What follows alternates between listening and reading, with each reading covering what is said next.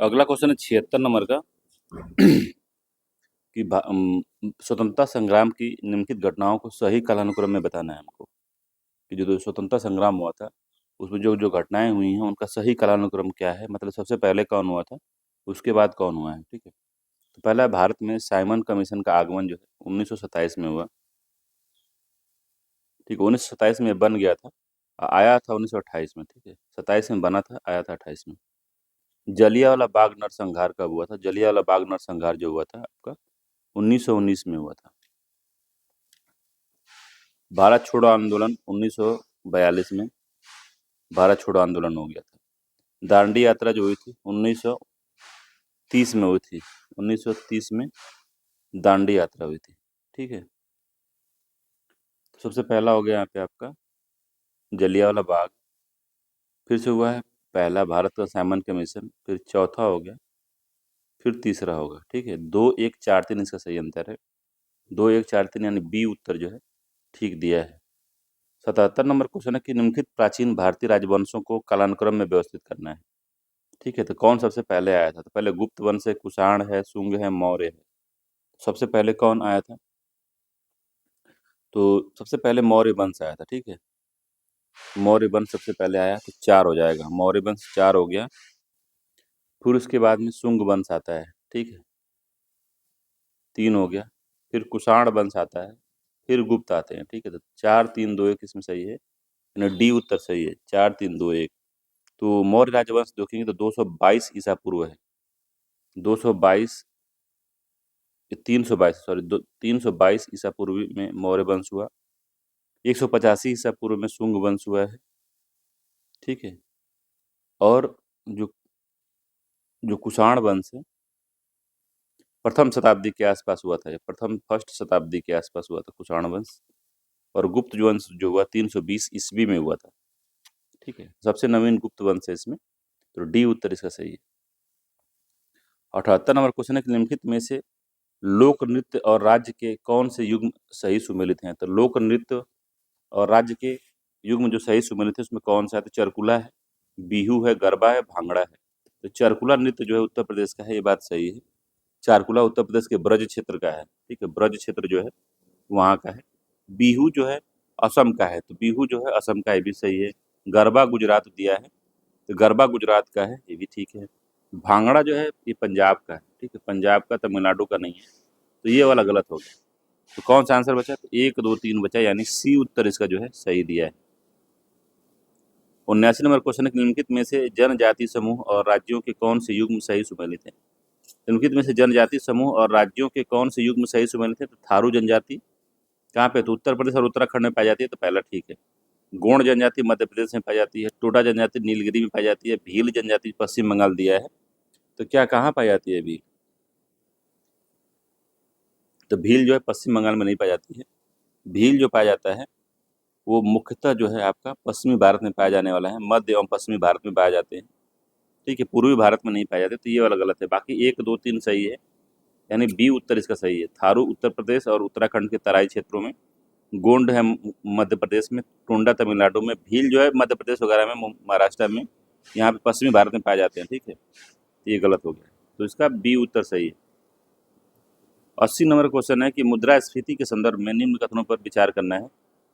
ठीक है, तो पहला, लागत प्रेरित मुद्रास्फीति उत्पादन लागत में वृद्धि के कारण उत्पन्न होती है। तो लागत मतलब किसी भी सामान को प्रोड्यूस करने में, किसी भी सामान को प्रोड्यूस करने में, या सामान जैसे बिस्किट बन रहा है तो उसमें गेहूं लगेगा, दूध लगेगा, तेल लगेगा, ठीक है, चीनी लगेगी, और बेकिंग सोडा लगेगा। ठीक है, मान लीजिए बिस्कुट बना 20 रुपए का एक पैकेट। ठीक, मगर चीनी में महंगाई हो गई, चीनी का भाव बढ़ गया, तेल का भाव बढ़ गया, दूध का भाव बढ़ गया। ठीक है, तो क्या होगा, ये 20 रुपए की जगह पर 30 रुपए बनेगी। भाव बढ़ गया तो 30 रुपए बढ़ गई, तो क्या बढ़ा है? तो इनपुट बढ़ा है, मतलब लागत बढ़ गई है हमारी, लागत बढ़ गई है। तो लागत से क्या हुआ है? लागत बढ़ने से उत्पाद के शुल्क में वृद्धि हो, उत्पाद के उत्पादन में वृद्धि हो गई है।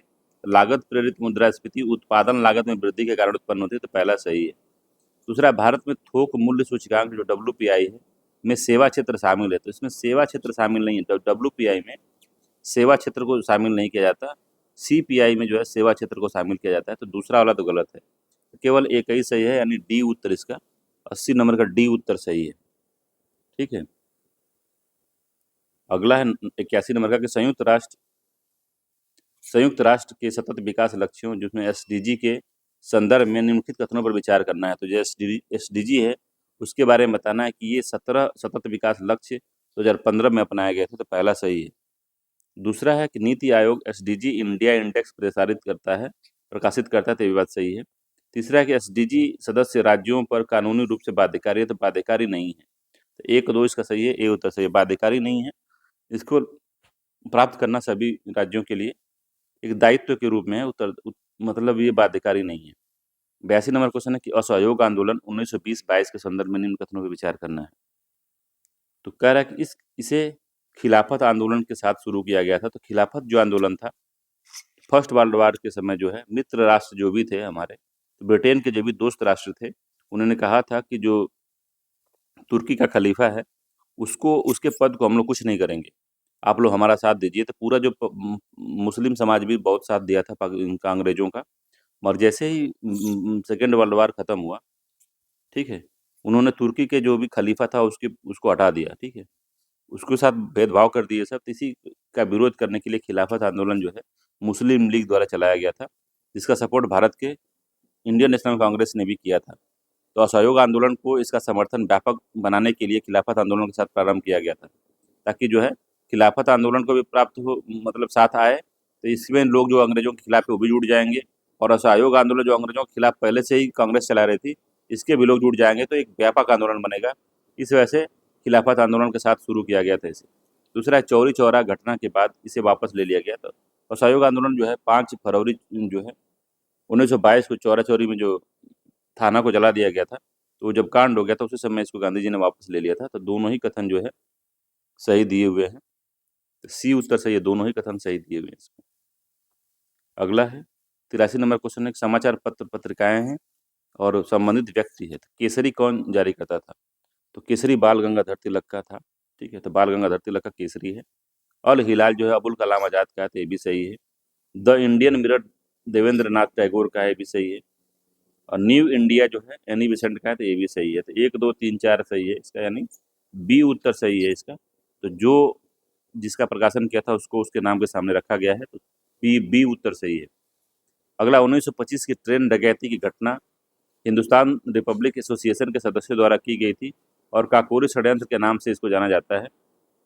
वर्तमान उत्तर प्रदेश में किस शहर के निकट जो है यह जो ट्रेन की डकैती जिस स्टेशन पे होती है वो स्टेशन किस जगह पे है? कानपुर है, मेरठ है, लखनऊ है, प्रयागराज, इलाहाबाद है। तो मेरठ है। ठीक है, मेरठ के पास में है, याद रखेंगे इसको। 1925 का काकोरी षड्यंत्र जो है वो मेरठ के पास, काकोरी षड्यंत्र जो है रेलगाड़ी जो लूटी गई थी, काकोरी जो है मेरठ नहीं है भाई, लखनऊ के पास है। सी उत्तर से लखनऊ के पास है, मेरठ के पास नहीं है, लखनऊ के पास है। ठीक है, लखनऊ शहर के निकट ही अवस्थित है। अगला है 85 नंबर का, शिखर, विमान और गोपुरम के रूप में जाने जाने वाला संरचनात्मक तत्व क्रमशः किस मंदिर वास्तुकला परंपरा से संबंधित है? तो शिखर जो होते हैं नागर में होते हैं। ठीक है, विमान जो होते हैं वो होते हैं आपके बेसर शैली में, और जो शिखर होते हैं वो बेसर शैली में होते हैं। विमान जो होते हैं द्रविड़ में नहीं। जो गोपुरम है, गोपुरम हमेशा द्रविडियन में होता है। तो क्या हो गया सबसे पहले? तो गोपुरम जो होगा द्रविड़ में होगा, तो द्रविड़ में पहले में ही है। ठीक है, तो गोपुरम जो है वो द्रविडियन शैली में होता है। विमान जो है ये भी द्रविडियन शैली में होता है। जो शिखर है वो नागर शैली में होता है। तो इसका पहला ही सत्य है। ठीक है, याद रखिएगा, पहला ही सही है। तो शिखर और नागर उत्तर भारतीय शैली के जो है मंदिर का घुमावदार शिखर है। विमान जो गर्भगृह के ऊपर का शिखर होता है। तो गोपुरम प्रवेश द्वार होता है जो द्रविड़ शैली में है, तो दक्षिण भारतीय शैली से संबंधित है। तो याद रखिएगा, जो ये विमानन है, विमान जो है वो द्रविडियन शैली से संबंधित है, गोपुरम द्रविडियन संबंधित है, मगर शिखर जो है नागर शैली से संबंधित है। ये वाला उत्तर जो है इसका सही है। 86 नंबर क्वेश्चन है, अजंता और एलोरा की गुफाओं के संदर्भ में निम्न कथनों पर विचार करना है। तो अजंता और एलोरा की गुफाओं के बारे में पूछ रहा है कौन सा सही है? तो अजंता गुफाएं में जो विषय की दृष्टि से विशेष रूप से बौद्ध धर्म से संबंधित है, तो बौद्धों से संबंधित है अजंता की गुफा, ये बात सही है पहला। दूसरा है एलोरा गुफाएं बौद्ध, हिंदू और जैन परंपराओं का प्रतिनिधित्व करती हैं, तो दूसरा भी सही है। तो दोनों ही कथन सही है। जो एलोरा की गुफाएं हैं यहाँ पे तीनों धर्मों से संबंधित है, मतलब कि बौद्ध धर्म, हिंदू धर्म और जैन धर्म। वहीं पे जो अजंता की गुफाएं जो फोकस करती हैं वो किस पे हैं, तो बौद्ध धर्म पे फोकस करती हैं। 87 नंबर क्वेश्चन है कि 73वें संविधान संशोधन अधिनियम 1992 के संदर्भ में निम्नलिखित कथनों पर विचार करके बताना है कौन सा क्वेश्चन इसमें सही दिया हुआ है। तो पहला इसमें कि इस संशोधन ने भारत के संविधान के भाग 9 में 9 को सम्मिलित किया, जोड़ा था, ठीक है। तो पहला सही है जो है भाग 9 को इसमें जोड़ा गया था, ये बात बिल्कुल सही है 73वें संविधान संशोधन के माध्यम से। दूसरा है कि इस संशोधन के माध्यम से संविधान में 11वीं अनुसूची शामिल की गई थी, तो 11वीं अनुसूची भी इसमें शामिल की गई थी, ये बात भी सही है। तो भाग भी जोड़ा गया था और अनुसूची भी जोड़ी गई थी, दोनों बात सही है। तीसरा है कि यह अनिवार्य करता है कि पंचायती राज संस्थाओं में महिलाएं आरक्षित सीटों में से 1/3 से कम नहीं रखें, तो 1/3 महिलाओं की सीट होनी अनिवार्य है, या महिला सीट होना अनिवार्य है, इसमें बताया गया था। तो तीनों ही कथन सही दिए हुए हैं इसमें, डी उत्तर सही है, पंचायती राज के बारे में सभी सही हैं। 88 नंबर क्वेश्चन कह रहा है कि अनुच्छेद 352 के तहत राष्ट्रीय आपातकाल की घोषणा को संसद द्वारा कितने समय में अनुमोदित किया जाना आवश्यक है। तो कितने समय में अनुमोदित करना जो है ये आवश्यक इसको बना दिया गया है। तो 1 महीने के विशेष बहुमत के कारण से, 6 महीने के साधारण बहुमत से, 3 महीने के विशेष बहुमत से या 2 महीने के साधारण बहुमत से। तो जब भी राष्ट्रीय आपातकाल लगता है 352 के तहत, तो 1 महीने के विशेष बहुमत से इसको संसद द्वारा अनुमोदित करना आवश्यक होता है। तो 352 के अंतर्गत राष्ट्रीय आपातकाल की घोषणा को जारी होने के 1 माह के भीतर जो है संसद के दोनों सदनों द्वारा अनुमोदित किया जाना आवश्यक है, और अनुमोदन जो है प्रत्येक सदन के विशेष बहुमत द्वारा होना चाहिए, और ये भी 1 माह के भीतर जो है होना आवश्यक है इसका। तो पहला ही सिर्फ सही है, बाकी सब सही नहीं है। 89 नंबर क्वेश्चन है कि वित्त आयोग जो कि 280 में इसको दिया गया है, उसके बारे में पूछ रहा है कि क्या कथन सही है। तो पहला है इसमें कि यह एक संवैधानिक निकाय है जिसे राष्ट्रपति सामान्यतः प्रत्येक 5 वर्ष में गठित करते हैं, 280 के तहत, आर्टिकल 280 के तहत, ये बात सही है। इसकी सिफारिश भारत सरकार के लिए बाध्यकारी है, तो बाध्यकारी नहीं है, ठीक है। दूसरा गलत है, केवल एक ही इसमें सही है, नहीं, डी उत्तर सही है इसका। भारत सरकार के लिए बाध्यकारी नहीं है, मानना न मानना भारतीय जो भारत का सरकार है उसके ऊपर डिपेंड करता है। 90 नंबर क्वेश्चन है कथन और कारण वाला क्वेश्चन है। 90 नंबर क्वेश्चन है कि नीचे 2 कथन दिए गए हैं, कथन और कारण। तो कथन कह रहा है कि संपत्ति के अधिकार को मौलिक अधिकार की सूची से हटा दिया गया, तो फंडामेंटल राइट से इसको हटा दिया गया था, ये बात सही है 44वें संविधान संशोधन के माध्यम से, ठीक है, ठीक है। अगला है कारण है कि इसे 1976 में 42वें संविधान संशोधन अधिनियम के द्वारा हटाया गया था, तो नहीं, 44वें संविधान संशोधन अधिनियम 1978 द्वारा इसको हटाया गया था, 42वें नहीं। तो पहला सही, दूसरा गलत है। तो एक असत्य है किंतु आर असत्य है, एक सत्य है आर असत्य है, तो मतलब सी उत्तर इसका सही है, ठीक है। 1978 के 44वें संविधान संशोधन द्वारा इसको हटा के संपत्ति के आधार को संपत्ति के मौलिक अधिकार को संवैधानिक अधिकार या लीगल जो अधिकार बना दिया गया था, ठीक है, विधिक अधिकार या संवैधानिक अधिकार बना दिया गया था, मौलिक अधिकार से हटाकर।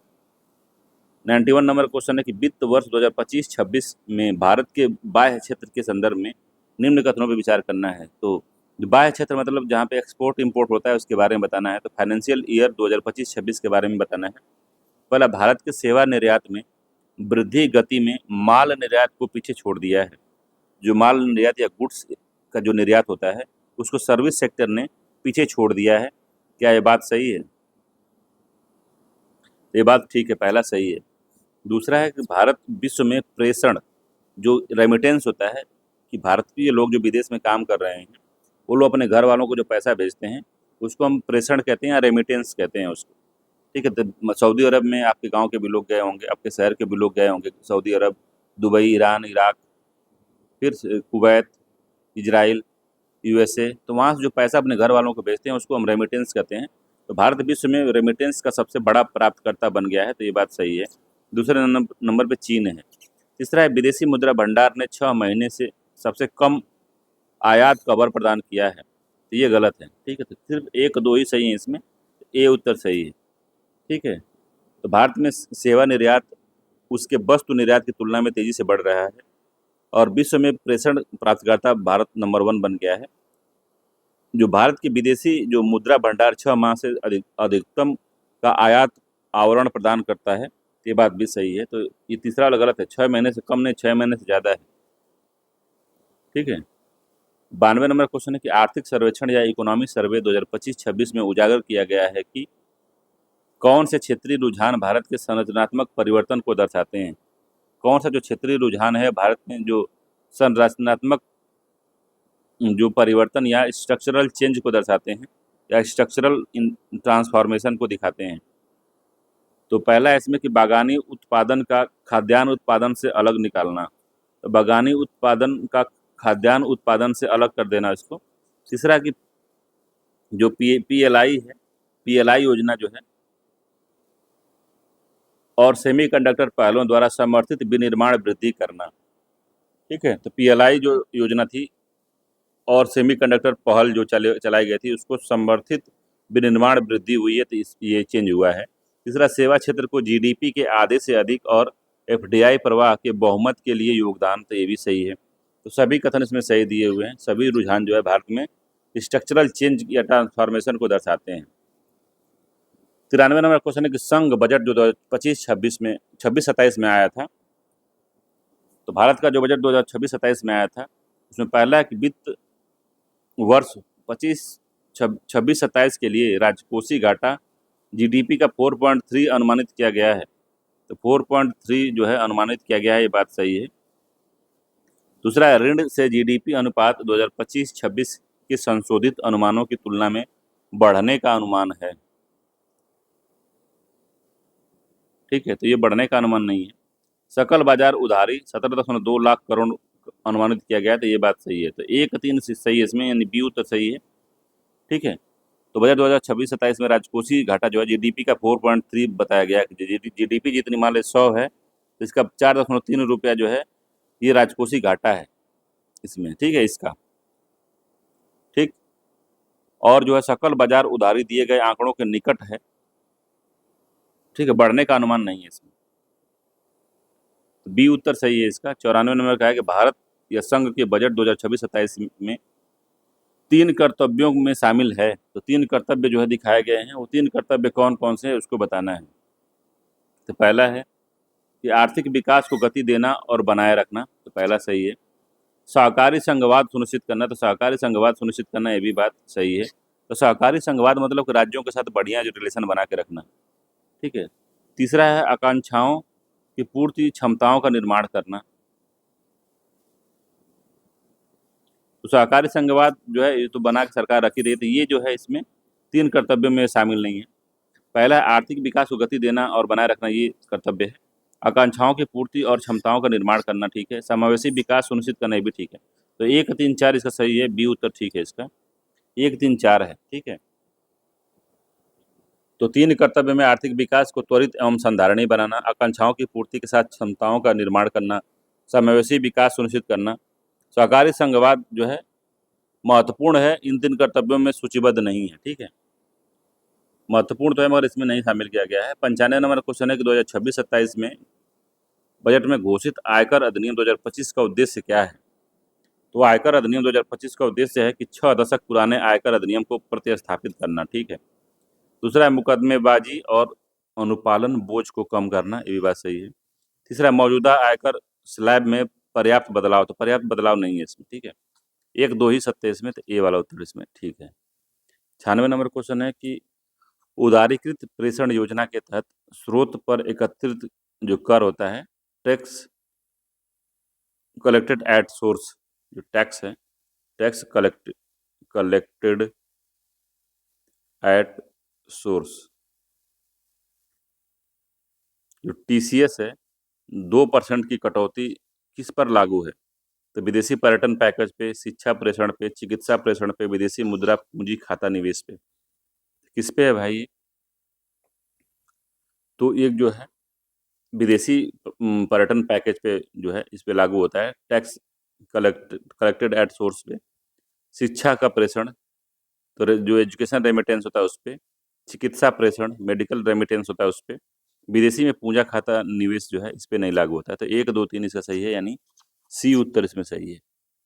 ठीक है, इसको याद रखना है, सी उत्तर इसमें सही है। तो उदारीकृत विप्रेषण योजना जो है वो क्या करती है, तो लिबरलाइज्ड रेमिटेंस स्कीम जो है ये तीनों पे ध्यान देती है। ठीक है, 1, 2, 3 पे ध्यान देती है। 2% विदेशी भ्रमण पैकेज पर या शिक्षा एवं चिकित्सा पर विप्रेषण पर लागू ये होती है। ठीक है, तो सी उत्तर सही है। 97 एक न्यू स्टार्ट संधि के संदर्भ में निम्न कथनों पर विचार करना है, क्या सही है। तो न्यू स्टार्ट संधि जो है संयुक्त राज्य अमेरिका और रूस के बीच जो है एकमात्र परमाणु शस्त्र नियंत्रण संधि है। तो सी उत्तर इसमें सही दिया हुआ है। 8वां है कैंसर पर WHO IARC के हालिया वैश्विक विश्लेषण के संदर्भ में निम्नलिखित कथनों पर विचार करना है। पहला कि विश्व स्तर पर लगभग 37% नए कैंसर के मामले रोके जाने योग्य कारणों से जुड़े हुए हैं। दूसरा है भारत में लगभग 10 में से 4 कैंसर के मामले संभावित रूप से रोके जाने योग्य हैं। तीसरा है भारत में महिलाओं में पुरुषों की तुलना में रोके जाने वाले योग्य कैंसर का अनुपात अधिक है।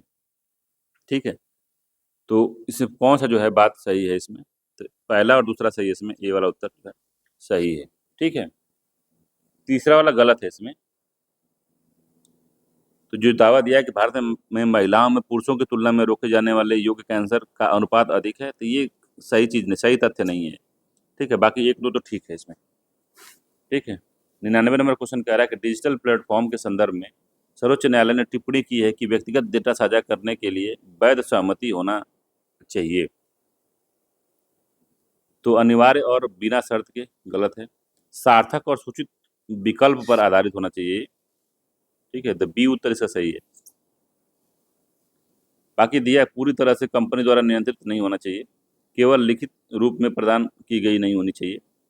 ठीक है, तो सार्थक और सूचित विकल्प पर आधारित होना चाहिए। 100 नंबर क्वेश्चन है कि लघु वन उपज MFP MFP जो है, तो मिनिमम जो लघु वन उपज है इसको क्या कहते हैं इंग्लिश में, तो माइनर फॉरेस्ट प्रोड्यूस जो होता है के लिए न्यूनतम समर्थन मूल्य जो MSP के संदर्भ में निम्न कथनों पर विचार करना है। तो माइनस जो फॉरेस्ट प्रोड्यूस है उस पर जो है MSP के लिए बारे में बताना है क्या सही है। तो MSP के लिए MSP कृषि और किसान कल्याण मंत्रालय द्वारा तय किया जाता है, नहीं। MFP हेतु जो न्यूनतम समर्थन मूल्य है जनजाति संग्राहकों को बाजार मूल्य के तीव्र उतार चढ़ाव से बचाने के लिए किया जाता है। ठीक है, कृषि मंत्रालय के बजाय ये जनजातीय मंत्रालय के अंतर्गत आता है। जनजातीय मंत्रालय है, जनजातीय मंत्रालय।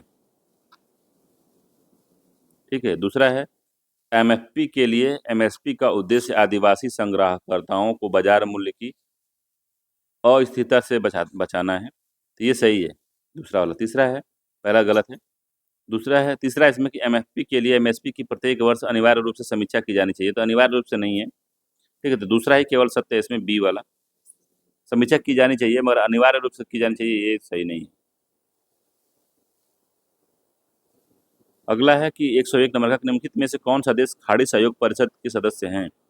तो खाड़ी सहयोग परिषद के सदस्य कौन है, बहरीन है, ओमान है, कतर है, ईरान नहीं है इसमें। ठीक है, ईरान नहीं है, तो सी उत्तर सही है, ईरान नहीं है इसमें। ये दो गलत हो गया। बाकी इसमें कतर भी आता है, तो इसमें कतर नहीं, तो ये भी गलत हो गया। तो ये सी वाला उत्तर सही होगा। ठीक है, तो ईरान जहाँ जाएगा हम उसको काट देंगे, ईरान नहीं, तो ये 2 निकल जाएगा।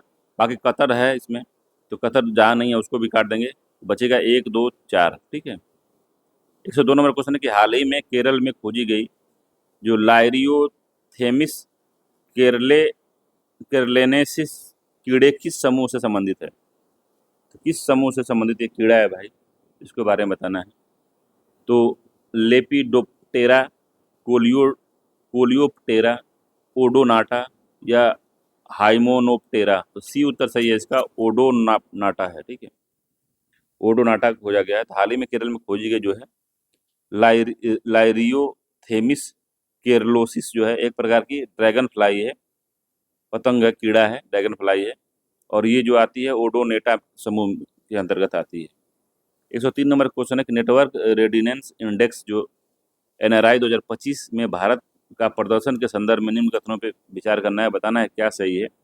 पहला है कि 127 अर्थव्यवस्थाओं में 45वां स्थान पे भारत है, तो ये बात सही है। दूसरा, भारत में ICT सेवा निर्यात में वैश्विक स्तर पर पहला स्थान प्राप्त किया है, तो ये भी बात सही है। ICT में भारत ने पहला स्थान प्राप्त किया है। तीसरा, भारत आय असमानता में तीसरा स्थान प्राप्त किया है, तो ये भी बात सही है। तो सभी कथन सही दिए हुए हैं, डी उत्तर सही है। तो ICT सर्विसेज एक्सपोर्ट में भारत ने नंबर 1 स्थान प्राप्त किया है। ठीक है। अगला है 104 नंबर का, भ्रष्टाचार धारणा सूचकांक जो CPI के संदर्भ में निम्न कथनों पर विचार करना है, बताना है कौन सा क्वेश्चन जो है सही है।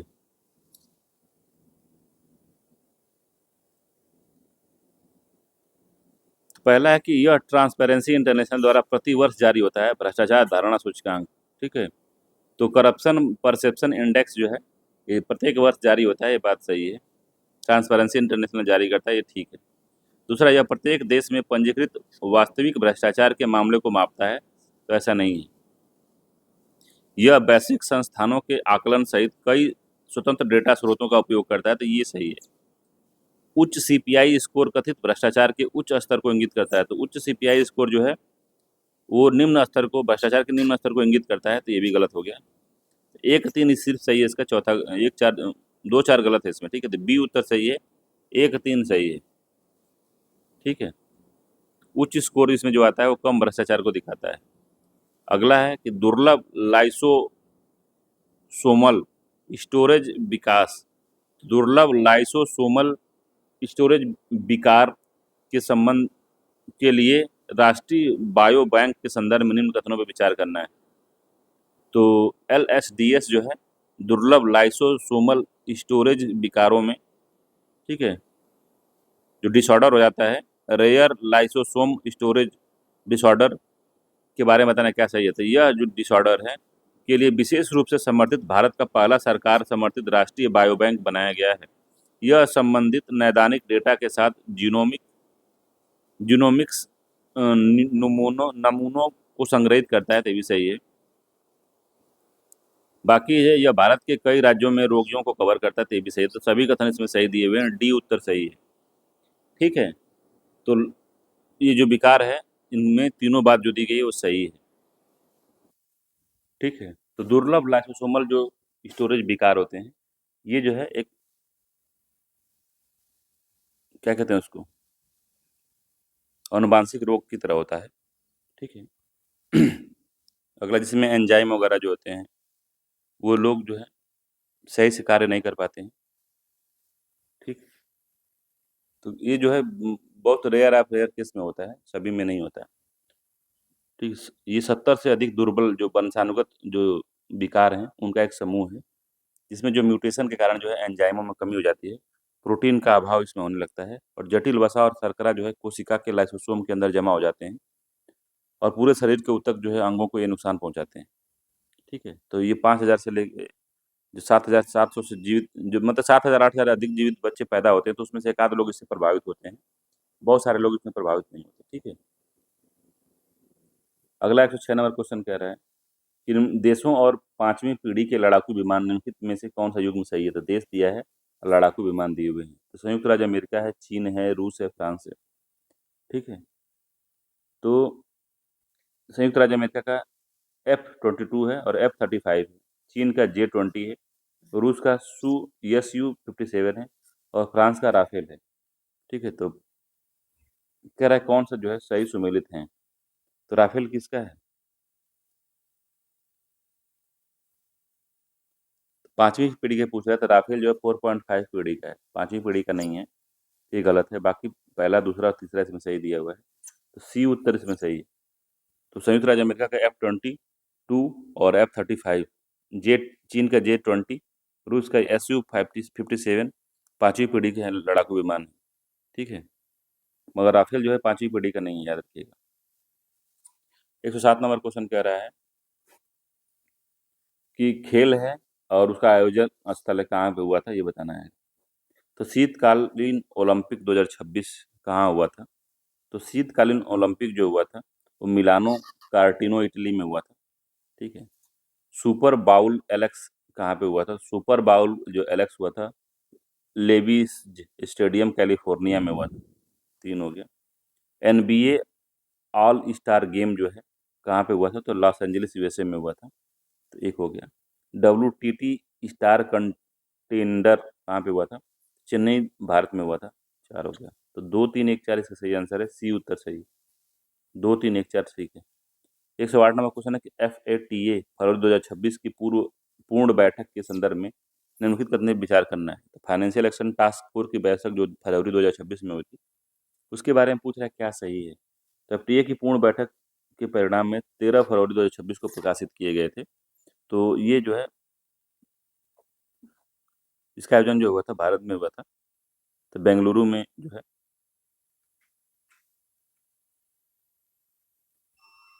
सॉरी भारत में नहीं हुआ था।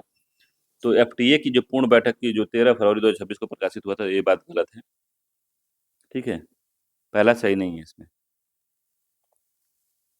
बाकी दूसरा FTA की ग्रे सूची में शामिल देशों में UN सुरक्षा परिषद द्वारा तत्काल वित्तीय प्रतिबंध लगाए जाते हैं। तो ये बात सही है। तो पहला गलत है, सही है, तो दूसरा सही है केवल। ठीक है, ए उत्तर इसमें सही है, दूसरा सही है। ठीक। अगला 109 नंबर क्वेश्चन है कि फरवरी 2026 में भारत में निम्नलिखित में से कौन से खेल आयोजन हुए हैं? तो डेविस कप क्वालिफायर बेंगलुरु। ठीक है, डेविस कप क्वालिफायर बेंगलुरु में हुआ था। ठीक है। FIH pro league hockey Rourkela में हुआ था। तो ये भी सही है। NBA ऑल स्टार गेम कहाँ हुए थे? तो NBA ऑल स्टार गेम जो हुआ था वो कहाँ हुआ था? NBA ऑल स्टार गेम जो हुआ था वो लॉस एंजलिस में हुआ था, यूएसए में। ठीक है, तो ये वाला गलत हो गया। तो 1 2 इसमें सही है, यानी ए उत्तर इसमें सही दिया है। 101 नंबर क्वेश्चन है कि IEA विद्युत 2026 रिपोर्ट के बारे में कौन सा कथन सही नहीं है? तो कौन सा कथन जो है इसमें सही नहीं दिया है ये हमको बताना है। ठीक है, तो पहला है इसमें कि यह वैश्विक विद्युत प्रणालियों और बाजारों का वार्षिक विश्लेषण है। तो ये सही है। दूसरा है कि यह केवल 2028 तक मांग वृद्धि और परिवर्तनों को ट्रैक करती है। दूसरा वाला गलत है। ठीक है, तो IEA विद्युत सर्वेक्षण 2026 रिपोर्ट जो है जो कि इसकी ट्रैकिंग अवधि को वर्ष 2028 तक सीमित करना गलत है। ठीक है, ये यहाँ पर गलत सीमित नहीं है, आगे आगे भी है ये। इसके अंतर्राष्ट्रीय ऊर्जा एजेंसी IEA द्वारा जारी किया जाता है। तो ये भी बात सही है। तो 1 और 3 इसमें सही दिया है, बाकी सही नहीं है पूछा, तो दूसरा सही नहीं है। तो बी उत्तर सही है, दूसरा सही नहीं है, बाकी सब सही है। ठीक है, अगला जनसंख्या 2011 उत्तर प्रदेश के संदर्भ में सूची 1 को सूची 2 से मिलाना है, बताना है कौन सा सही है। तो कह रहा है कि इसमें कि न्यूनतम नगरीय जनसंख्या परसेंटेज कहाँ पे है? तो न्यूनतम नगरीय जनसंख्या परसेंटेज श्रावस्ती में है। ठीक है, सर्वाधिक अनुसूचित जाति जनसंख्या कहाँ है? सर्वाधिक अनुसूचित जाति जनसंख्या जो है सीतापुर में है। इसमें न्यूनतम शिशु लिंगानुपात कहाँ पे है? तो बागपत में है। ठीक है, न्यूनतम शिशु लिंगानुपात बागपत में है। सर्वाधिक महिला जनसंख्या कहाँ पे है? तो कानपुर देहात में है, सॉरी कानपुर नगर में है। तो 4 1 2 3 इसका सही है, 4 1 2 3 यानी बी उत्तर जो है इसमें सत्य दिया हुआ है। 112 नंबर क्वेश्चन है कि थार मरुस्थल के पूर्वी हिस्से में खारे पानी की झील लुणकरणसर झील है, लुणकरणसर झील है, फतेह सागर झील है, सांबर झील है या जय समंद झील है? तो कौन सी झील है भाई? ये हमको बताना है कौन सी झील है। तो ये सांबर झील है, सी उत्तर सही है। थार मरुस्थल के पूर्वी हिस्से में खारे पानी की झील सांबर झील है। ठीक है, तो लुणकरणसर झील जो है बीकानेर जिले में स्थित है। एक प्लाया झील है, प्लाया झील। ठीक है, फतेहानगर झील जो है उदयपुर जिले में अवस्थित मीठे पानी की झील है। जय समंद झील मीठे पानी की झील है, सबसे बड़ी कृत्रिम झील है राजस्थान। ठीक है, अगला है तो 113 नंबर का खनिज है और जिले हैं। कौन सा जिले में कौन सा खनिज मिलता है इसके बारे में बात करता है। तो बॉक्साइट जो मिलता है ललितपुर में मिलता है। पायराइट्स जो है मिर्जापुर में, यस मिर्जापुर में पायराइट्स जो कहाँ मिलता है? मिर्जापुर में मिलता है। ठीक है, जिप्सम मिलता है हमको हमीरपुर में। ठीक है, जिप्सम हमीरपुर में मिलता है। और चाइना क्ले जो मिलता है हमको वो सोनभद्र में मिलता है। चाइना क्ले सोनभद्र में मिलता है। ठीक, तो 2 1 4 3 सही है इसका, 2 1 4 3 यानी बी उत्तर इसमें सही दिया हुआ है। 114 नंबर क्वेश्चन कह रहा है कि उत्तर प्रदेश के निम्नलिखित में से किस क्षेत्र में सवाना प्रकार की लंबी घासें पाई जाती हैं। तो उत्तर प्रदेश के किस जिले में सवाना प्रकार की लंबी घासें पाई जाती हैं। तो भाबर क्षेत्र में, तराई क्षेत्र में, बुंदेलखंड के क्षेत्र में, पश्चिमी क्षेत्र में। तो तराई क्षेत्रों में पाई जाती हैं। बी उत्तर सही है इसका कि तराई क्षेत्रों में सवाना प्रकार की लंबी घासें पाई जाती हैं। 115 नंबर क्वेश्चन है कि निम्नलिखित कथनों पर विचार करना है, कौन सा कथन सत्य है। ठीक है, तो पहला दिया है मंगलुरु से कन्याकुमारी तक तटीय क्षेत्र मालाबार तट कहलाता है। तो मंगलुरु से कन्याकुमारी तट का तटीय जो क्षेत्र होता है उसको मालाबार तट कहते हैं। तो मंगलुरु से कन्याकुमारी को मालाबार तट कहते हैं, ये बताना है। तो ये बात सही है। दूसरा है कि कोंकण तट अनेक पश्च जल पाए जाते हैं जिन्हें कयाल कहते हैं। तो मालाबार तट में अनेक पश्च जल पाए जाते हैं जिनको कयाल कहा जाता है, कोंकण में नहीं। ठीक है, ये गलत हो गया।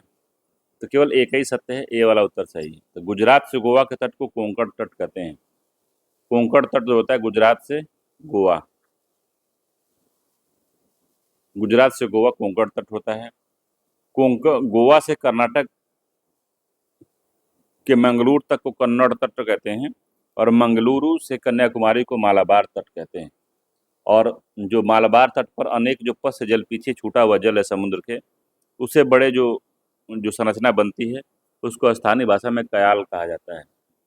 अगला सूची 1 को सूची 2 से मिलाना है। शिखर दिया हुआ है और पर्वत श्रेणियाँ दी हुई। 116 नंबर क्वेश्चन है। तो गुरु शिखर किसका जो है सर्वोच्च चोटी है, या गुरु शिखर कहाँ पे पाया जाता है। तो गुरु शिखर अरावली में पाया जाता है। धूपगढ़ की पहाड़ी जो है आपको सतपुड़ा में मिलेगी। अमरकंटक की पहाड़ी आपको मैकाल की श्रेणी में मिलेगी। कुंद्रेमुख जो है दक्षिणी सह्याद्री में आपको मिलेगा। डी उत्तर 4 उत्तर सही है। 2 3 1 4 इसका सही है। 2 3 1 4 2 3 1 4 यानी बी उत्तर जो है इसमें सही दिया हुआ है। 2 3 1 4 ठीक है। ठीक है, अगला क्वेश्चन इसमें है 117 नंबर क्वेश्चन कह रहा है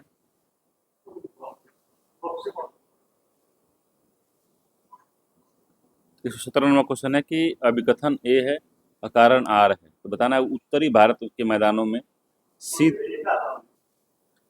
इसमें उत्तर भारत के मैदान में शीत ऋतु में वर्षा पश्चिमी विक्षोभ के कारण होती है। तो हाँ होती है, उत्तर के मैदानों में शीत ऋतु में जो है वर्षा जो है पश्चिमी विक्षोभ के कारण होती है, ये बात सही है। कारण है कि मानसून की बंगाल की खाड़ी शाखा अरब सागर शाखा से अत्यधिक शक्तिशाली होती है।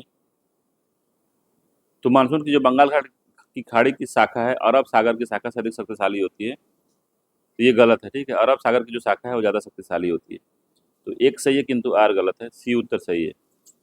ठीक है, तो अरब उत्तरी भारत में देखे होंगे आप कि ठंडी के समय में भी बारिश होती है। इसका कारण ये है कि पश्चिमी विक्षोभ जो कि भूमध्य सागर में होता है, वहाँ से जेट स्ट्रीम के संपर्क में आने के कारण पश्चिमी विक्षोभ भारत तक आ जाता है।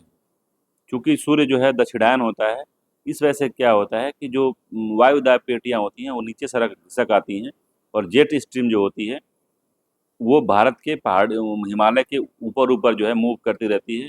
उसी के संपर्क में आने से पश्चिमी विक्षोभ या जो भूमध्य सागर में उठने वाले जो भी चक्रवात हैं उनका असर जो है भारत तक फैलता है। ठीक है, अगला क्वेश्चन है इसमें 118 नंबर क्वेश्चन है कि निम्नलिखित युग्म पर कौन सा सुमेलित नहीं है। जलप्रपात दिया हुआ और देश दिया हुआ है, कौन सा सुमेलित नहीं है ये बताना है। तो पहला योसेमाइट नॉर्वे दिखा रहा है। तो योसेमाइट जिसको रिब्बन कहते हैं, रिब्बन भी कहते हैं, ये जो है कैलिफोर्निया में है, कैलिफोर्निया यूएसए में है। ये गलत हो गया, पहला ही गलत है इसमें। ये उत्तर इसका सही है। बाकी एंजिल जो जलप्रपात है वेनेजुएला में है, रिब्बन कैलिफोर्निया में है। तो यही एमोसामाइट, ये सोमाइट या रिब्बन एक ही बात है। टुगेला जो है दक्षिण अफ्रीका में है। ठीक है, गड़बड़ गलत पूछा है, सुमेलित नहीं पूछा था, तो ए वाला सही सुमेलित नहीं है। 119 नंबर क्वेश्चन है निम्नलिखित में से कौन सी नहर उत्तरी सागर व एम्स्टरडैम के बीच अवस्थित है। तो सू नहर है, कील नहर है, न्यू वाटर वे नहर है, या वेलैंड नहर है। कौन सी नहर है भाई। तो वो जो है न्यू वाटर वे नहर जो है उत्तरी सागर में उत्तरी सागर व एम्स्टरडम के बीच में अवस्थित है, एम्स्टरडम। ठीक है, तो इसका सी उत्तर सही है। बाकी सू नहर जो है सुपीरियर झील को ह्यूरन झील से जोड़ती है सू नहर। कील नहर जो है उत्तरी सागर को बाल्टी सागर से जोड़ती है, ठीक है। न्यू वाटरवे नहर जो है जर्मनी की है और ये उत्तरी सागर को रॉटरडैम से जोड़ती है। और वे लैंड जो नहर है यूएसए में ईरी को ओंटोरियो के जो ओंटोरियो ईरी और ओंटोरियो जो दो विशालकाय झीलें हैं उनको जोड़ती है, ठीक है। 120 नंबर क्वेश्चन है कि भारत निर्वाचन आयोग की प्रशासनिक शक्तियां क्या हैं। तो निर्वाचन क्षेत्र का निर्धारण करना, राजनीतिक दलों को मान्यता देना, मतदाता सूची में संशोधन करना, मतदाता जागरूकता करना। कौन सा है? तो सभी कार्य हैं। उपरोक्त में सभी कार्य जो है प्रशासनिक शक्तियों में आता है निर्वाचन आयोग की। अगला, लोक सेवा आयोग के संदर्भ में निम्न कथनों पर बताना है। सूची 1 को सूची 1 से सूची 2 से मिलाना है। अनुच्छेद दिया है, उपबंध दिया है। 315 में क्या है भाई? 315 में संघ और राज्यों के लिए लोक सेवा आयोग होगा, एक हो गया। 316 में दिया गया है सदस्यों की नियुक्ति और पदावधि, 4 हो गया। अनुच्छेद 317 में दिया गया है सदस्यों का निलंबन, 1 हो गया। अनुच्छेद 318 में दिया है सदस्यों की सेवा एवं शर्तें, तो 4 हो गया, सॉरी 3 हो गया। तो 1 4 1 2 3 सही है, 1 4 2 3, सॉरी पहले दूसरा होगा ना भाई, दूसरा होगा या पहला होगा, तो 2 1 4 3 सही है इसका, 2 1 4 3। तो कितना गलत बोल रहा हूँ? 2 4 1 3 सही है इसमें, यानी सी उत्तर इसमें सही है। तो अनुच्छेद 315 कहता है कि संघ और राज्यों के लिए लोक सेवा आयोग, 3 हो गया यहाँ पे। अनुच्छेद 16 कहता है 316 कहता है सदस्यों की नियुक्ति और उनकी पदावधि। अनुच्छेद 117 करता है सदस्यों का निलंबन। 318 बोलता है सदस्यों का वेतन और शर्तें, सी उत्तर सही है। 122 नंबर क्वेश्चन है कि राज्य लोक सेवा आयोग के सदस्यों को हटाया जा सकता है, किस तरीके से हटाया जा सकता है ये आपको बताना है। तो विधानसभा में महाभियोग के आधार पर राज्यपाल द्वारा, नहीं। उच्चतम न्यायालय की जांच के पश्चात राज्यपाल द्वारा, नहीं। उच्चतम न्यायालय की जांच के पश्चात राष्ट्रपति द्वारा, तो ये सही है, सी उत्तर इसका सही दिया हुआ है कि राज्य लोक सेवा आयोग की नियुक्ति जो है उसकी नियुक्ति राज्यपाल द्वारा की जाती है, मगर उसको हटाया जो है राष्ट्रपति द्वारा जाता है। तो राज्य के लोक सेवा आयोग के अध्यक्ष एवं सदस्यों का कार्यकाल 6 वर्ष या 62 वर्ष की आयु पूरी करने तक होता है, किंतु इन्हें कार्यकाल के बीच में ही उच्चतम न्यायालय की जांच के पश्चात कुछ निर्भरताओं के कारण इनको संविधान के अनुच्छेद 137 के अंतर्गत राष्ट्रपति हटा सकता है, 137 के अंतर्गत, ठीक है। अगला है 123 नंबर क्वेश्चन कह रहा है कि बाबर की आत्मकथा जो बाबरनामा फारसी भाषा में अनुवाद किसने किया था। तो बाबरनामा का फारसी में अनुवाद अब्दुल रहीम खान खाना ने किया था, सी उत्तर सही है, अब्दुल रहीम खाना ने किया था, जियाउल बर्नी नहीं की थे, ठीक है। और बदाऊनी ने भी नहीं किया था, फैजी में ने भी नहीं किया था, ठीक है। और अब्दुल रहीम खाना वह अकबर के दरबार को सुशोभित करने वाले नवरत्नों में से एक थे, अब्दुल रहीम खाना। 124 नंबर क्वेश्चन है राजवंश है और उनका राजधानी कहाँ पे थी उसको बताना है, ठीक है। तो प्रतिहार वंशों की जो राजधानी थी वो कन्नौज थी। परमार वंशों की जो राजधानी थी धार थी, धार या धारा। सोलंकी जो राजवंश थे उनकी जो थी अहिलवाड़ा थी, ठीक है। सोलंकी राजवंशों की अहिलवाड़ा थी, 2 हो गई। और राष्ट्रकूटों की प्रतिष्ठान थी, 4 हो गई। 3 1 2 4 सही है इसका, 3 1 2 4। राष्ट्रकूट जो थे उत्तर भारत में इधर थे, राष्ट्रकूट जो है इस वाले क्षेत्र में थे। बाकी जो प्रतिहार परमार थे और सोलंकी थे वो गुजरात वाले समझ में थे, प्रतिहार कन्नौज वाले क्षेत्र में थे, ठीक है। इस तरह का मध्य प्रदेश का धारा जो है प्रतिहारों का था, परमारों का था। 3 1 परमार का था, ठीक है। 3 1 2 4 सही है इसका, 3 1 2 4। तो यानी सी उत्तर इसका सही है, 3 1 2 4, ठीक। 125 नंबर क्वेश्चन है, सूची 1 को सूची 2 से मिलाना है, बताना है क्या सही है। तो शाकनाशक कौन सा है इसमें? तो सिल्वर आयोडाइड है, सोडियम क्लोरेट है, केवलार है, टेक्सॉल है। तो शाकनाशक कौन सा है इसमें जो शाकों को नाश करता है? सोडियम क्लोरेट है इसमें, ठीक है। 2 हो गया। कृत्रिम वर्षा कौन कराता है? तो सिल्वर आयोडाइड कराता है, 1 उत्तर सही हो गया। कैंसर रोधी दवा कौन सा है? तो केवलार है या टेक्साल है? तो वो टेक्साल है, ठीक है, 4 हो गया। बाकी संश्लेषित रेशा कौन सा है? तो केवल तार जो है वो सिंथेटिक फाइबर है, ठीक है। 3 हो गया, तो 2 1 4 3 सही है इसका, बी उत्तर सही है, 2 1 4 3। 126 नंबर का है कि निम्नलिखित रोग में से कौन सा क्यूलेक्स प्रजाति के मच्छर द्वारा संचारित होता है। तो क्यूलेक्स द्वारा जो होता है जापानी इंसेफ्लाइटिस होता है, डी उत्तर सही है, जापानी इंसेफ्लाइटिस। बाकी पीत ज्वर, डेंगू, चिकनगुनिया जो होता है, ये जो है तीनों टाइगर मच्छर या एडीज एल्बोपिक्टस मच्छर द्वारा होता है, ठीक है। टाइगर मच्छर भी कहते हैं इसको, जो पीत ज्वर होता है, डेंगू होता है और चिकनगुनिया जो होता है। जापानी एन्सेफेलाइटिस जो होता है, ये क्यूलेक्स मच्छर की प्रजाति के कारण फैलता है। 127 नंबर क्वेश्चन कह रहा है कि महात्मा बुद्ध को ज्ञान की प्राप्ति ऋजुपालिका नदी के तट पे हुई थी। तो महात्मा बुद्ध को निरंजना नदी के तट पे हुई थी, निरंजना, ऋजुपालिका नहीं है। ऋजुपालिका नदी पे महावीर स्वामी को हुई थी, ये गलत हो गया। अगला है महावीर स्वामी को ज्ञान की प्राप्ति निरंजना नदी के तट पे हुई थी, तो नहीं, ऋजुपालिका नदी पे हुई थी। दोनों कथन गलत हैं इसमें, तो डी उत्तर सही है, ना तो एक सही है ना तो दो सही है। सही कथन पूछ रहा था हमसे, दोनों ही गलत है इसमें। 128 नंबर क्वेश्चन है कि जहांगीर के शासनकाल के संबंध में कौन सा कथन सही नहीं है। तो जहांगीर के शासनकाल के बारे में बताना है, कौन सा सही नहीं है भाई। तो उसे दो अस्पा एवं सिंह अस्पा नामक प्रथा शुरू की थी, तो जहांगीर ने शुरू किया था, सही बात है। बाकी 1616 ईस्वी में मेवाड़ के राजा अमर सिंह से उसने चित्तौड़ की संधि की थी, तो ये गलत है, ठीक है। तो 1608 ईस्वी में जहांगीर के दरबार में कौन आया था, तो बिलिंग हॉकिंस आया था। तो उसके दरबार में बिलिंग हॉकिंस आया था, 3 वर्ष तक रहा था, 1608 ईस्वी में आया था। सर थॉमस रो उससे अजमेर के दरबार में मिला था, तो ये भी बात सही है। तो बी वाला गड़बड़ है इसमें, ठीक है, बी इसमें गड़बड़ है, बाकी सब सही दिया हुआ है, ठीक है। तो जहांगीर ने दो अस्पा या सिंह अस्पा नामक प्रथा चलाई थी। इसके अंतर्गत जो था, बिना जात पद को बढ़ाए ही मनसबदारों को अधिक सेना रखनी पड़ती थी, ठीक है।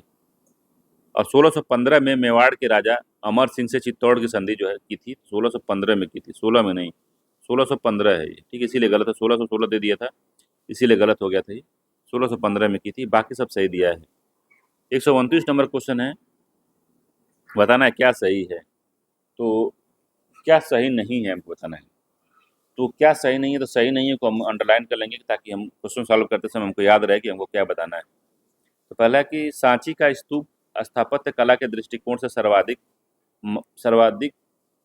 या सर्वश्रेष्ठ माना जाता है।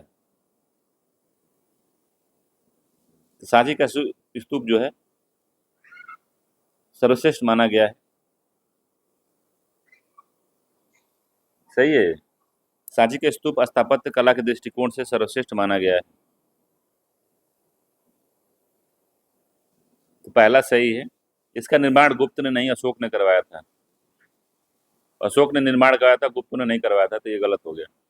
इसकी खोज कर्नल मैकेंजी ने की थी, तो इसकी खोज जो है कर्नल मैकेंजी ने नहीं की थी, अलेक्जेंडर कनिंघम ने की थी, कनिंघम ने इसकी खोज की थी।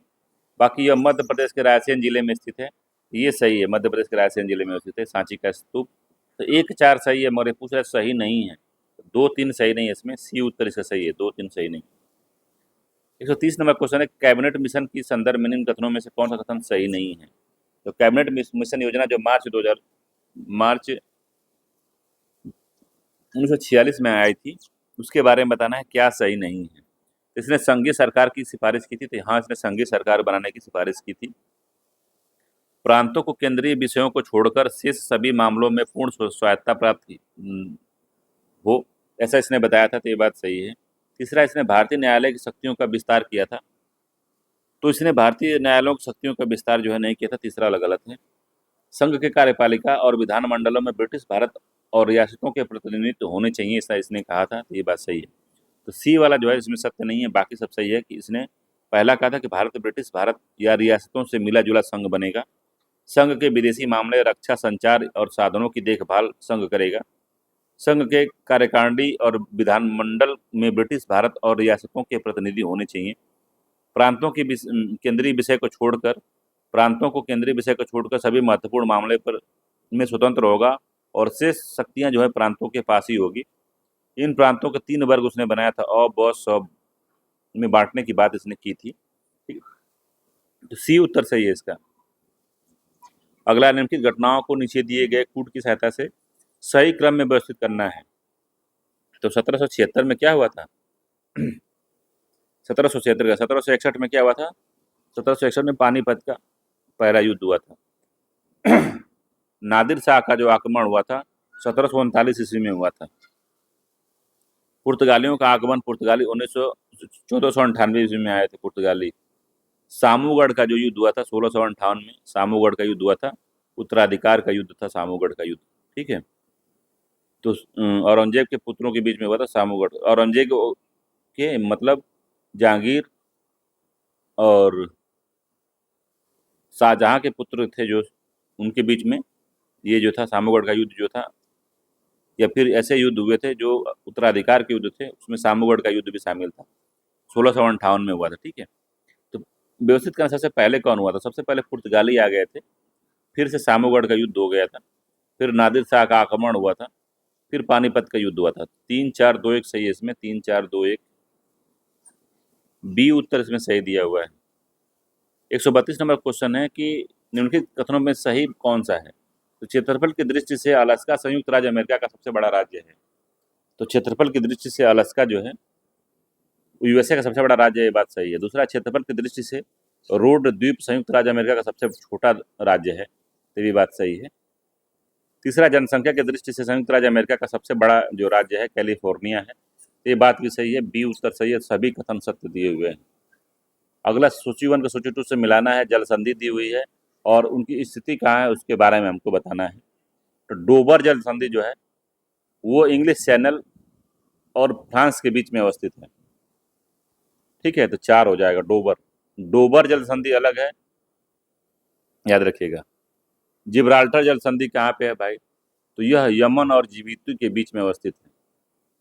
जिब्राल्टर की जल संधि यमन और जिबूती की, कि मोरक्को और स्पेन के बीच में? तो मोरक्को और स्पेन के बीच में है जिब्राल्टर, ठीक है। बाब अल मंडेब की जल संधि जो है लाल सागर और अदन की खाड़ी, यानी यमन और जिबूती को दिखाता है, ठीक है, यमन और जिबूती को।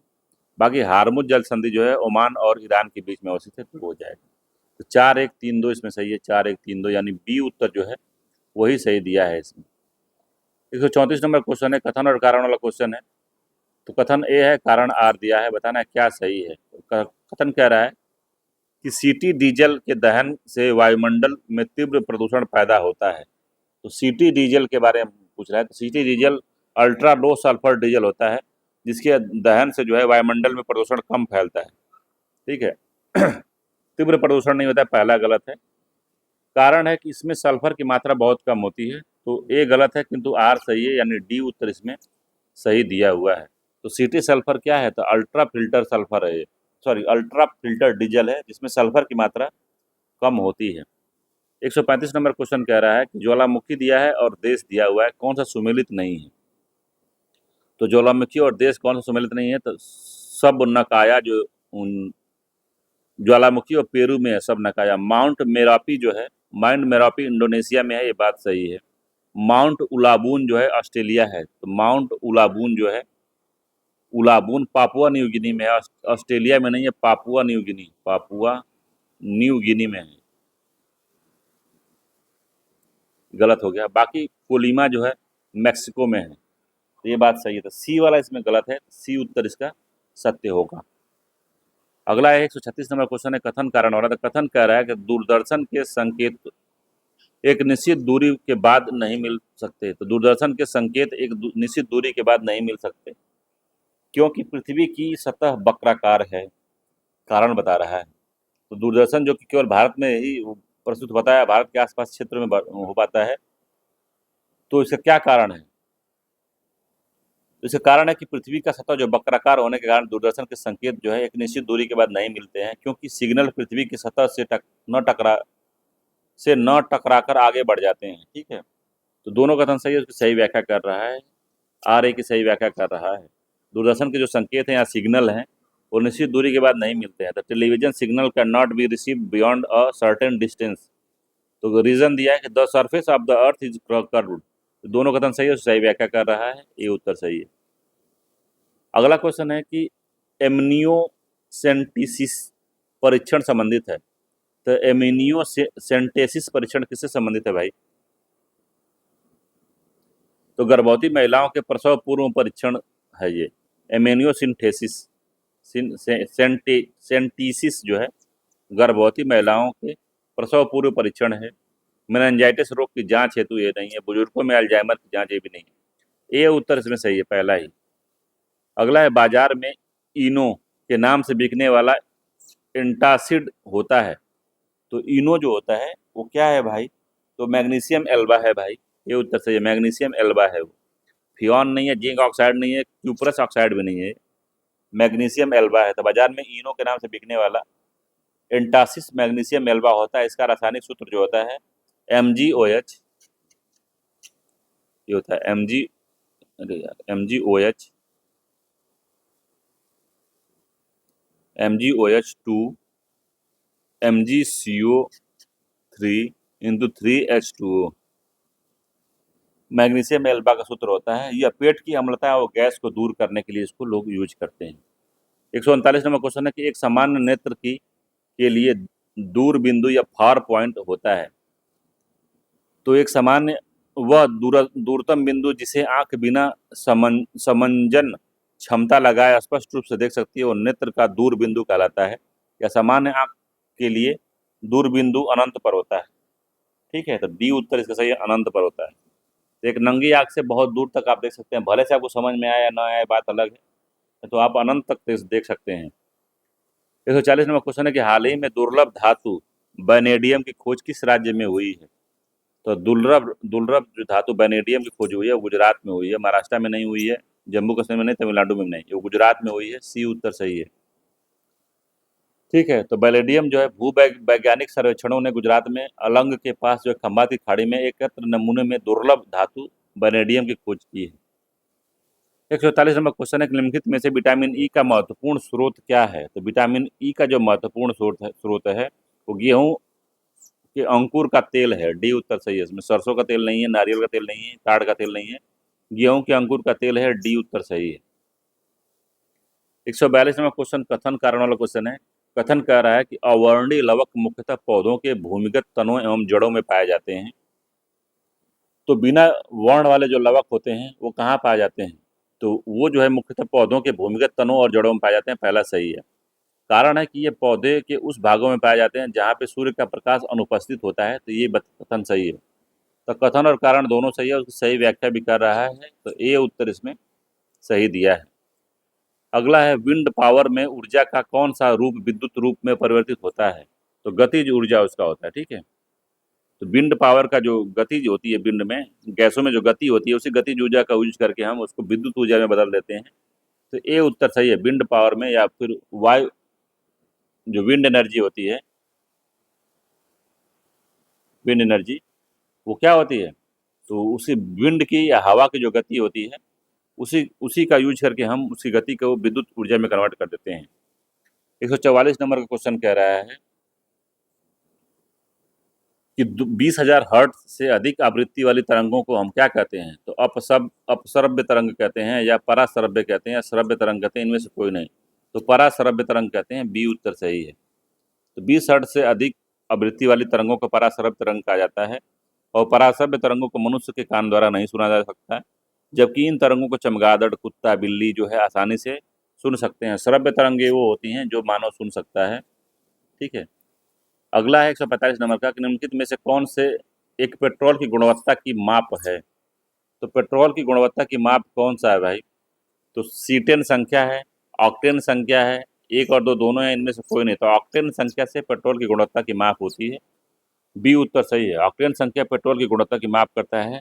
और सीटेन सीटेन संख्या जो होता है वो डीजल के गुणवत्ता की माप करता है, डीजल। ठीक है, तो जो सीटी डीजल होता है उसकी जो सीटेन संख्या होती है काफ़ी कम होती है। 146 है तारांकिक प्रश्नों के संबंध में निम्न कथनों पर विचार करना है। तो तारांकिक प्रश्न क्या होते हैं या स्टार्ट क्वेश्चन क्या होते हैं उसके बारे में बताना क्या सही है। तो तारांकिक प्रश्न ऐसे प्रश्न हैं जिसका उत्तर सदस्य को तुरंत अपेक्षित होता है। तो ये बात सही है, तुरंत अपेक्षित होता है। मतलब एक क्वेश्चन मैंने पूछा कि आप कहाँ जा रहे हैं, तो आप जो उत्तर देंगे कि हम बाजार जा रहे हैं। हम तुरंत पूछेंगे तारांकिक प्रश्न कि आप बाजार क्यों जा रहे हैं, तो आप बताएं, आपको बताना पड़ेगा कि क्यों जा रहे हैं। ठीक है, तो अपेक्षित होता है कि तुरंत सदस्य उत्तर दें इसका। तारांकित प्रश्नों का उत्तर मौखिक रूप से दिया जा सकता है, ये बात सही है। दोनों ही बात सही हुए हैं। तो संसद में जो तारांकित प्रश्न होते हैं, जो स्टार्ड क्वेश्चन होते हैं, उनका जो है उत्तर सदस्य को तुरंत देना जो है उसकी अपेक्षा की जाती है कि तुरंत वो उत्तर दें उसका। और तारांकित प्रश्नों का उत्तर मौखिक रूप से दिया जा सकता है, ये बात भी सही है। तो सी उत्तर सही है, दोनों ही कथन सही दिए हुए हैं। अगला है कि हिंद महासागर, 147 नंबर क्वेश्चन है कि हिंद महासागर द्विध्रुव भारत के मानसून को प्रभावित करता है।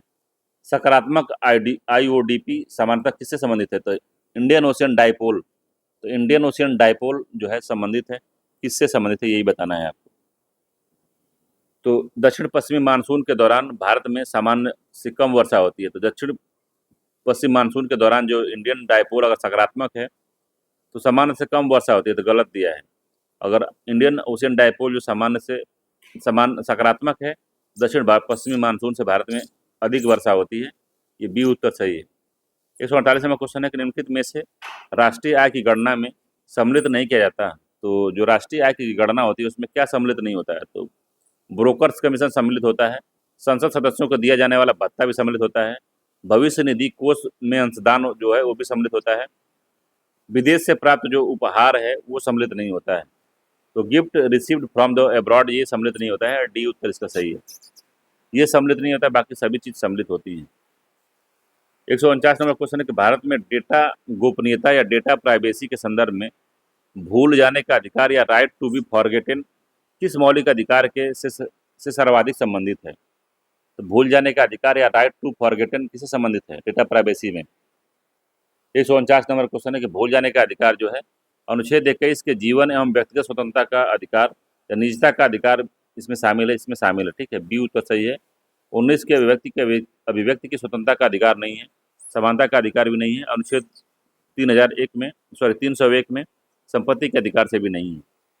150 नंबर क्वेश्चन है, कर यक्स एक जिला खाद्य अधिकारी है। सरकारी राशन वितरण योजना की जांच के दौरान उसे पता चलता है कि उसके करीबी मित्र और सहकर्मी वाई फर्जी लाभार्थियों के नाम पर अनाज का गबन कर रहा है। यह अनाज गरीब परिवारों तक नहीं पहुंच रहा है। तो जो वाई यक्स से विनती करता है कि हम पुराने दोस्त हैं, मेरे परिवार बर्बाद हो जाएगा, इस मामले को दबा दो। तो यक्स के सामने यह नैतिक दुविधा है, उसे क्या करना चाहिए? ये बताना है उसको क्या करना चाहिए। तो मित्रता को प्राथमिकता देते हुए मामले को दबा दे, तो ये नहीं करना चाहिए उसको। वाई को चुपचाप चेतावनी दे और गबन वापस करने का मौका दे बिना रिपोर्ट किए। तो रिपोर्ट किया जाना चाहिए और गबन करने का मौका भी उसको दिया जाना चाहिए। बिना रिपोर्ट बनाना चाहिए इसमें, ठीक है, बिना रिपोर्ट बनाए नहीं। तीसरा है व्यक्तिगत संबंधों से ऊपर उठकर उचित अधिकारी को तथ्यों सहित रिपोर्ट करना चाहिए। तो ये सी वाला उत्तर इसका सही है। बाकी जांच अधूरा छोड़ दे और विभाग बदलने का आवेदन कर देना चाहिए, तो ये भी गलत है। तो सब गलत है, सी वाला उत्तर इसमें सही दिया हुआ है, यही करना चाहिए, ठीक है। तो ये जो है 150 नंबर क्वेश्चन था। तो ये पूरा जो है टेस्ट नंबर 13 जो है कंप्लीट होता है। हम लोग मिलते हैं किसी अगले टेस्ट में, तब तक के लिए धन्यवाद। 2 पार्ट में जो है टेस्ट हमने देखा है, ठीक है। मिलते हैं अगले वीडियो में, तब तक के लिए धन्यवाद। अगर वीडियो आपको सही लगता है तो चैनल को आप सब्सक्राइब कर सकते हैं, वीडियो को लाइक करके शेयर कर सकते हैं, ठीक है।